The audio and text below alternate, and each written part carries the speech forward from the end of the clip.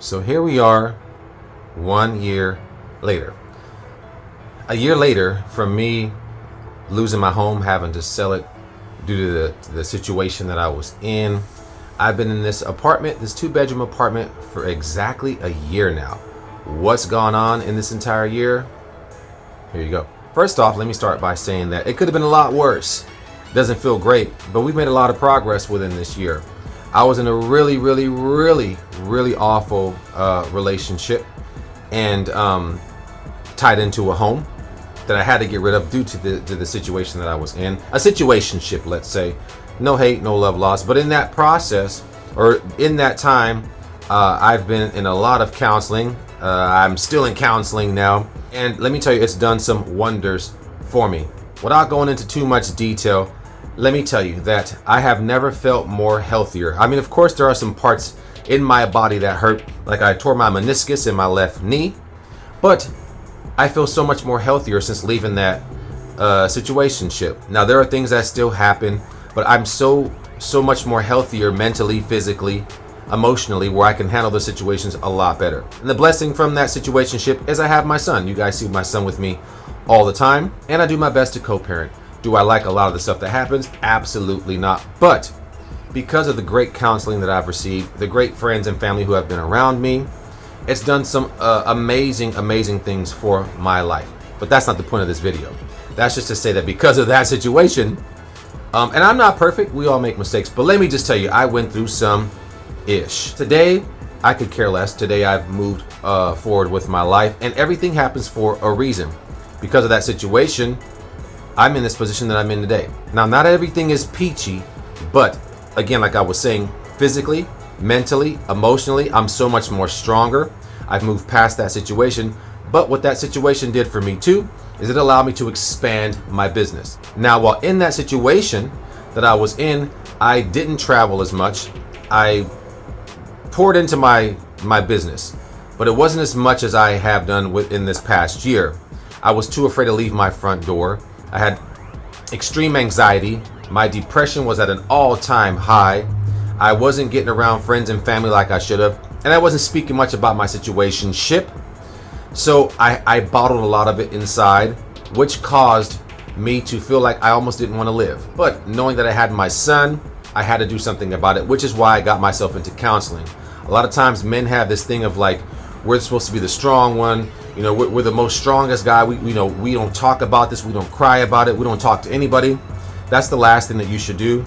And in knowing that that was the worst thing I was doing to myself, I got the help that I needed. And again, here I am today. So in that year, I've expanded my business, right? So I'm in a 2-bedroom apartment. It's kind of like walking into a shop though, because everywhere you walk around here, it's my business. I still do music. I have a publishing deal, so I'll always get paid, which is a great thing. But business-wise, I was able to travel to a lot of places. I was able to do some conventions, speak at tons of these conventions, and I still get those opportunities now.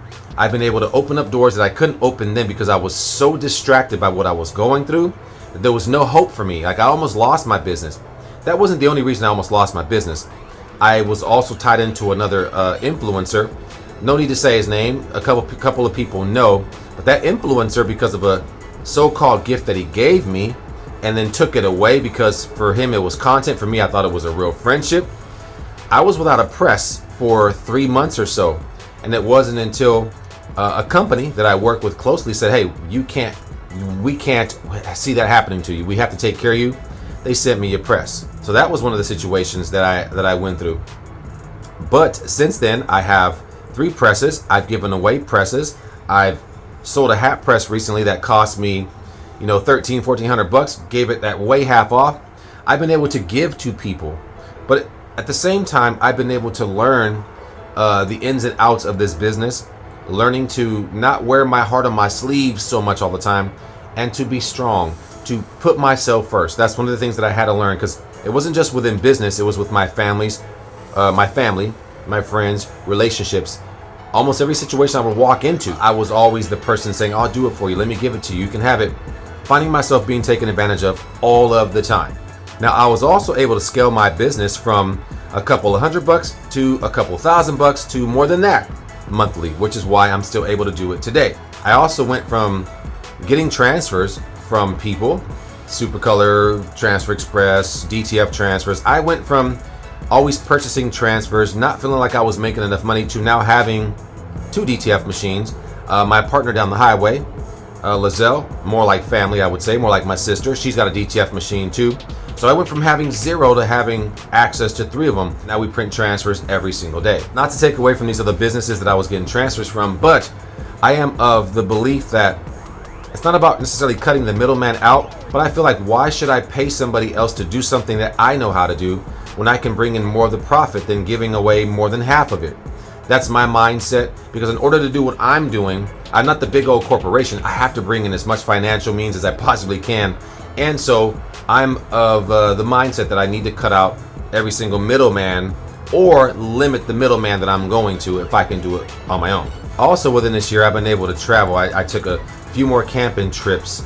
I visited more beaches. I've gone shopping by myself. I drive now. When I was in that situationship, I couldn't even get in my car and drive down to the light without having a panic attack. I drive everywhere now. I do a lot more things with and for my son. Therefore, us, I'm creating memories because I want to be able to pour into him as much as I possibly can. You never know with life. Now, I'm not saying that any one of us are going anywhere anytime soon, but I want to make sure that while I'm still here on this earth and I have air in these lungs, I'm doing everything I can to enjoy my son, but to also help him see that this is what a father should be, so that when he becomes a father one day, I hope that what I have taught him, what I pour into him, he will be able to pour into his kids. And I've also spent time with my older children. I had kids really young. My oldest daughter, I had her when I was in 7th grade.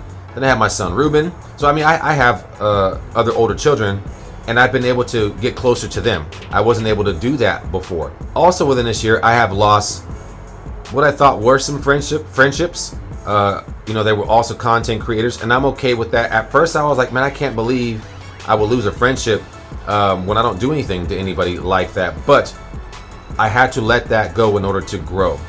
And so without dragging this whole entire video out, which I absolutely could, I love to talk to everybody about my life, because I'm hoping that some areas of my life will help somebody else out there if they're going through it.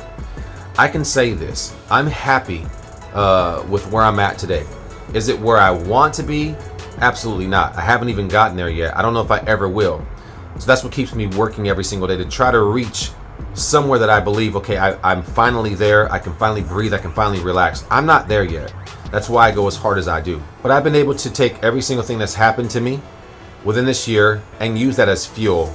It motivates me. It keeps me going. It inspires me to say, you know what? I am somebody. I am worth it. I don't care about how I look. I ain't trying to be the most handsome dude on the block. I've never really cared. I still don't. There were a lot of things that were said about me, a lot of things that were done behind my back. There were a lot of hurtful things because of the situationship that I was in. I lost friends. I lost family. I basically was put on this island all by myself, deserted island by myself, where I had nobody to reach out to. And I eventually, within time, found people that I could trust, people that wanted me around, people that knew and saw my worth, people that love and care about me and pour into me like I pour into them. So even though I lost the people that I thought were supposed to be there, I've gained the ones that have always been meant to be here. And because of that, I've grown and continue to grow. I've gone back to coaching baseball. I've gone back to coaching boxing. I've gone back to the gym. And so it's been a great experience. Sometimes when we're going through stuff, we think it's the end of the world, but we don't even realize that there has to be a reason that this is happening. And maybe that reason is a good thing. For me, it was a wonderful thing. What I went through needed to happen so I can be in the position that I'm in today, and I wouldn't trade it for anything in the world. I've gotten to read more books. I've gotten to study. I've gotten online classes, Bible studies, church, you name it. Everything that I felt that I lost in the situation I was in last year, I've gotten that back 10 times over. I have found myself, and I haven't completely found myself, because we're always a work in progress. I'm a sponge. I'm trying to take in as much information as I possibly can. I'm trying to learn something new about myself every single day. So I can't say that I fully found myself, but I have found a place where I'm very comfortable with myself and trying new things I've never done before, right? And that's the beauty about life. As long as you're still here, every day can be something brand new. And that's what I'm doing, is I make it a point to try to learn something new, whether it's a new word, a new meaning to something, a new food, whatever it is, I want to do something new every single day. And I spend every single day that I'm with my son trying to do those same things for him. So it's been a beautiful thing. I didn't think that I would be here today because I couldn't see past the pain and depression and anxiety a year ago. But I'm so glad that that happened, because I'm here today. I continue to pour into you guys. You guys can continue to pour into me. And though I might not press a t-shirt every single time you guys see a piece of content, though it might not be some information on a new piece of equipment, though I might not be sharing links with you, I'm sharing my life with you. T-shirts just happens to be a part of my life. But I'm hoping that something I've gone through, something I'm going through, will help you out there who feels voiceless, who can't turn a camera on and talk for themselves. I got you. And if you have to use my life to know that you're not crazy for whatever it is you're going through, or if I'm saying something that you feel that you wish you can say, well, then I'm doing my job. I'm just a servant. I'm here to serve my friends, family, those who watch me. I'm here for my life to be used to help somebody else grow. And I'm hoping that I'm doing that for you all. And sometimes I feel a little corny turning the camera on and saying, like, who's going to listen to me anyways? But I've come to the conclusion that if you're watching this, you're just watching my video diary. I'm vlogging my life. This happens to be part of it. So again, I hope that made some sense. That's what I've done in a year. I want to know what you've done in a year. What were you doing last year at this time?